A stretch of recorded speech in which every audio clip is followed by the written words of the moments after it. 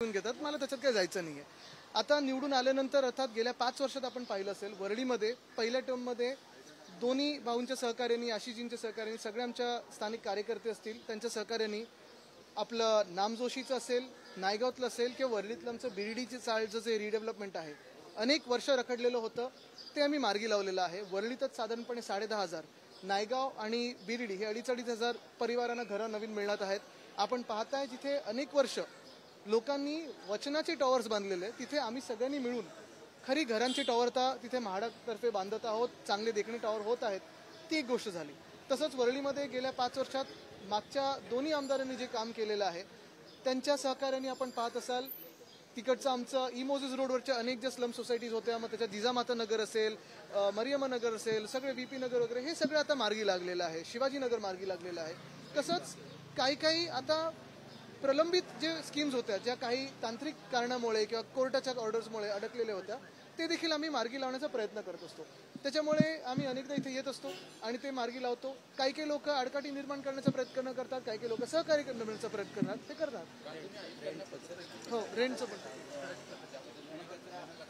हो, त्याच्यावर शिवसेना उद्धव बाळासाहेब ठाकरे रस्त्यावर उतरणार आहे. आम्ही पहिलं तर घरोघरी जाऊन जे काही ऑब्जेक्शन BMCने मागितलेलं आहे, कारण घनकचरा कर म्हणजेच अदानी कर त्याच्या विरोधात आम्ही लढा देणार आणि हे आम्ही मुंबईकरांना लादू देणार नाही. हा भाजप अदानी कर लावत आहे. बँकांमध्ये जाऊन आंदोलन केले जाते आणि मराठीची सक्ती असली पाहिजे, मराठी बोललं पाहिजे, ते उत्तर भारतीय अधिकारी आहेत त्यांना. आता आपण पाहत असाल तामिळनाडूमध्ये देखील तमिळ बोलण्यावर त्यांचं जास्ती प्राधान्य आहे, कर्नाटकमध्ये कानडी भाषेवर आहे, अनेक आपल्या राज्यांमध्ये त्यांच्या स्थानिक भाषांवर आहे. तर काहीच चुकीचं नाही. महाराष्ट्रात मराठीला प्राधान्य दिलंच पाहिजे आणि माझं हेच म्हणणं आहे की इतर सगळ्या भाषा आपण शिकलो पाहिजे. म्हणजे तुम्ही फ्रेंच शिका, हिंदी शिका, इंग्लिश शिका, पण मराठीचा जो कोण अपमान करत असेल, कायदा सुव्यवस्था तर महाराष्ट्रात राहिलीच नाही म्हणून कोणीतरी कायदा हातात घेतं.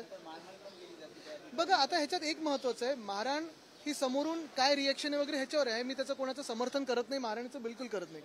पण जर कोणी मराठीचा अपमान करत असेल आणि मराठी माणसांनी रिॲक्ट केलं तर ते तिकडचा स्थानिक विषय तो बनतो.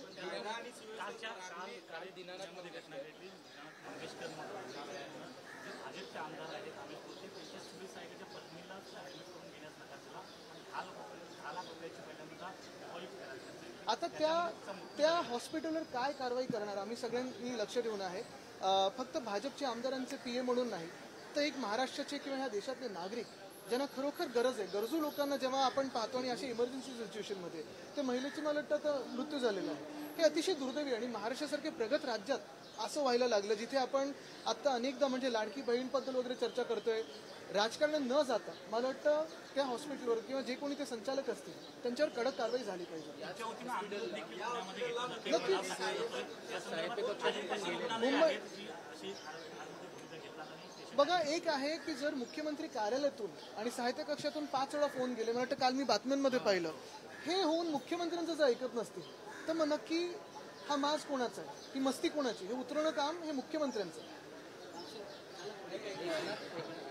बघा त्यांना वाटतं इथे कोण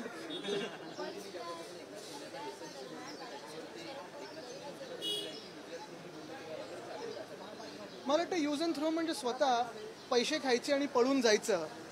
ईडीचं एक कुठून तरी नोटीस आली की धावत सुरतेला जायचं. हे यूज अँड थ्रो स्वतःचे झालेले आहेत. आता त्यांची परिस्थिती भाजपने यूज अँड थ्रो केलेली आहे हे त्यांना लक्षात आलंय आणि तरी देखील हातपाय मारण्याचा प्रयत्न आहे. भाजपकडून कुठेतरी एशन्सी प्रयत्न करत आहेत, त्यांचा गट जो आहे की सगळीकडून कचरा आता गोळा केलाय, आम्हाला आता तुम्ही वाचवा.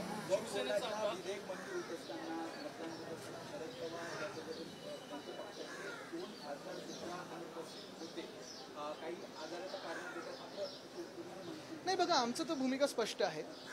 मला त्यांच्या पक्षाची माहिती मी त्यांच्यासाठी बोलू नाही शकत. पण एक महत्त्वाचं आहे, आपण बघा ज्या प्रकारे भाजपच्या सर्व नेत्यांनी भाषणं केली, ज्या प्रकारे त्यांनी भाषणं अशाच सांगितलं की गरीब मुसलमानांना मदत होणार, गरीब मुस्लिम समाजाला मदत होणार, अमुक होणार तमुक होणार.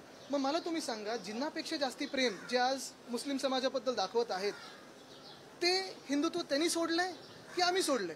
आणि नक्की अजून एका प्रश्नाचं उत्तर हे भाजपकडून आलं पाहिजे की वक्फचं तुम्ही ठीक आहे, आता बाहेर तुम्ही सोशल मीडियावर काही चालवाल, पण वक्फचं बिल जर वाचलं आणि त्याचे जर अंमलबजावणी झाल्यानंतर जे काही पडसाद देशात होतील ह्याच्यात हिंदूंना काय फायदा होणार आहे, हिंदुत्वाची त्याच्यात एक तरी गोष्ट आहे का, हा पहिला प्रश्न झाला. दुसरी गोष्ट म्हणजे त्यांनी आज जे वक्फबद्दल केलेलं आहे उद्या ते पारसींबरोबर करतील, ख्रिश्चन समाजाबरोबर करतील, बौद्ध समाजाबरोबर करतील, ते जैन समाजाबरोबर करतील. कारण आमची हिंदूंची जमिनी तर हे घ्यायला तर सुरू केलं आहे भाजपने. वाराणसीचा जो कॉरिडॉर असेल, पंढरपूरचा जो कॉरिडॉर आहे, आता इथे मुंबादेवी पण ट्रस्ट आणि इथे आजूबाजूची जागा भाजप ढापायला निघालेली आहे. हे सगळं जे आहे, हिंदूंच्या मंदिरांमध्ये तुम्ही घुसत आहात. हिंदूंच्या मंदिरांचे जे ट्रस्टचे पैसे आहेत ते कुठे वापरायचे, कसे वापरायचे हे आता भाजपचे नेते ठरवायला लागलेले आहेत. म्हणजे तुम्ही आमच्या मंदिरांमध्ये घुसलात, उद्या वक्फमध्ये घुसलात, परवा पारसी समाज असेल, जैन समाज असेल, बौद्ध समाज असेल, ह्याच्यात तर घुसणारच आहात.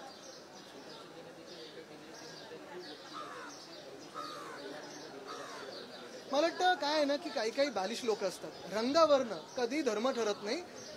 रक्ताचं रंग हे लाल असतं. मध्ये भाजप बोलले ना की लाल माओवादी वगैरे. रक्त तुमचं सगळ्यांचं लाल आहे आणि रंग हे सगळ्यांचे आहेत ना. असे फालतू चर्चांमध्ये मला जाण्यात काही रस नाहीये, कारण त्यांची ती बुद्धी तेवढीच आहे. ते जाऊ दे, त्यांना सोडून द्या. आमच्यामध्ये पण असताना तेवढीच किंमत द्यायचो. म्हणून कोल्ड कॉफी मला वाटतं घे.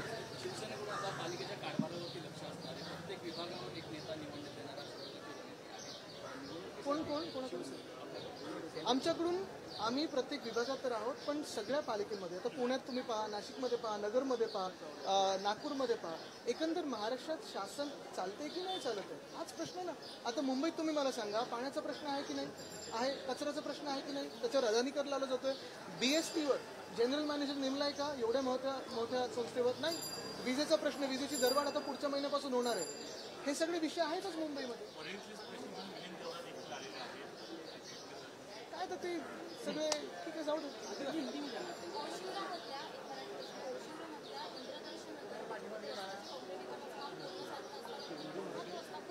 आमच्याकडे पण आता एका संस्थेला ते GK मार्ग आहे. आम्ही तेच सतत सांगतो BMCला की सतत खोदू नका, सगळ्या यंत्रणा एकत्र बसवा आणि काम करा.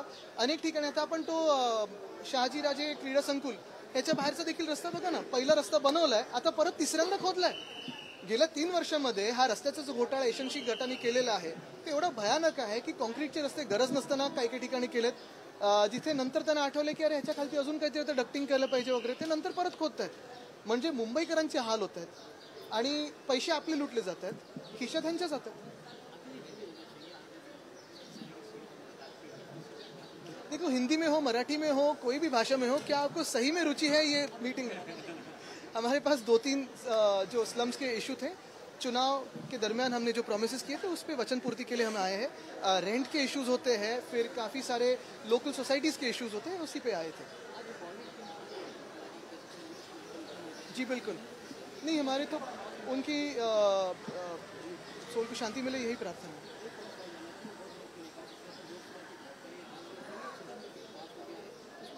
वक्फ का जो बिल पास हुआ है, काफ़ी सारे सोशल मीडिया पे मैं बातें देख रहा हूँ, पढ़ रहा हूँ, सुन भी रहा हूँ. लेकिन 2-3 अहम सवाल है. जिन्ना से भी ज़्यादा प्यार जिस भाजपा ने मुस्लिम समाज के प्रति दिखाया है, यही भाजपा है. कभी उनको गाली देती है, कभी उनको जहर पिलाने की बात करती है, कभी सौगाते मोदी, सौगाते सत्ता करती है. इस भाजपा का रवैया क्या है, ये पहले वोट तय करे. कभी कभी बोलते कि हम हिंदुत्ववादी हैं, कभी कभी बोलते हम सारे लोगों को सबका साथ सबका विकास, अभी सबका विनाश करने जा रहे हैं. यही भाजपा है जो 2014 में विकास के मुद्दे पे लड़ी थी. अभी विकास कहाँ गया किसी को पता नहीं. 2019 में देश हित और राष्ट्रत्व के मुद्दे पे चली थी. आज वही भाजपा है जो चीन घुस के आया है, जो POK है उस पर शांत है. और आज भाजपा सोच रही हिंदुत्व पे. मैं ये लिख के दे सकता हूँ कि अगले 5 साल में हिंदुओं के भी हाल ये ऐसे ही करेंगे जैसे इन्होंने सबके किए हैं. आज जो भी कह रहे कि ये वक्फ बिल हिंदुत्व के बारे में है, देखिए सोशल मीडिया पे क्या भाजपा चलाता है इसके बारे में मुझे कोई लेना देना नहीं है. लेकिन अगर आप वक्फ बिल पढ़े तो मुझे असल में कहिए कि ये वक्फ के कारण हिंदुओं को क्या हित मिलने वाला है. क्या उसमें एक भी शब्द हिंदुओं के बारे में है? कोई हिंदू हित के बारे में सोचेगा? क्योंकि अगर इतना प्यार मुस्लिम समाज के प्रति है भाजपा का, तो फिर हिंदुत्व किसने छोड़ा है? भाजपा ने छोड़ा है, उनके सहयोगी दलों ने छोड़ा है कि विरोधी पक्ष ने छोड़ा है? हम तो यही कह रहे हैं कि आज जैसे वक्फ में गए हैं, वैसे ही पहले इन्होंने वाराणसी कॉरिडोर हो, फिर काफ़ी सारे देश भर में जो कॉरिडोर्स और मंदिर के ट्रस्ट ये लेना चाहती है भाजपा, वैसे ही हिंदुओं में भी आए हैं. मुस्लिम समाज में अभी ये उनकी ज़मीनें छीनना चाहते हैं. अयोध्या में तो लोढ़ा और अदानी को ज़मीनें दी है. और ये सारी बातें हुए होते, अभी अगला जो निशाना होगा भाजपा का वो जैन ट्रस्ट होगा, क्रिश्चियन ट्रस्ट होगा, बुद्धिस्ट ट्रस्ट होगा, पारसी ट्रस्ट होगा. क्योंकि भाजपा का एक ही भाजपा की नीति है, सारी ज़मीनें लो और अपने मालिक यानी अदानी को दो.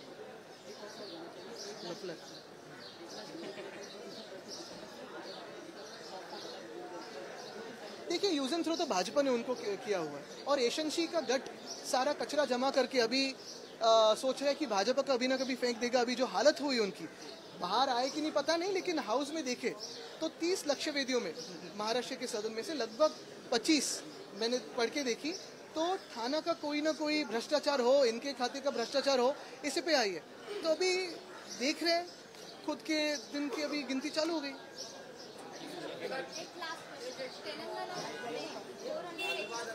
हाँ, महत्वाचा प्रश्न विचारला आपण दादा। एक मिनट जरा। हाँ, तेलंगाना में जो कल मैंने देखा हैदराबाद में डिफॉरेस्टेशन हो रहा है, मैं वहाँ के सीएम साहब से यही विनती करूँगा कि ये रोका जाए, क्योंकि ये मुनासिब नहीं है, ठीक नहीं है।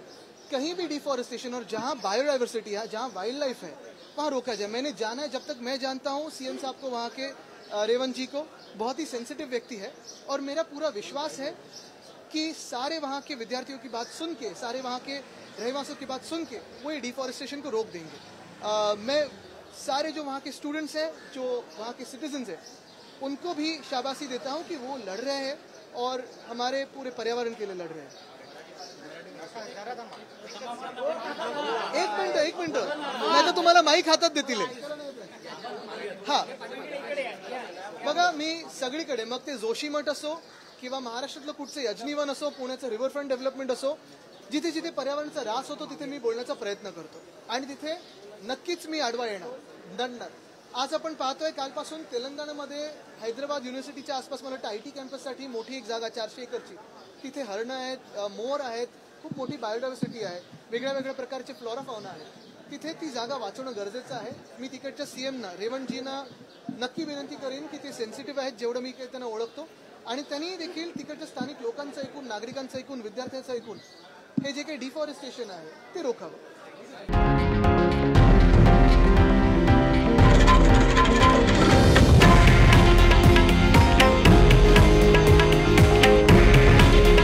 हे आहे देशातील नंबर 1 न्यूज नेटवर्क, आणि आपण पाहत आहात TV9 मराठी। काळजी तुमची, हित महाराष्ट्राचं।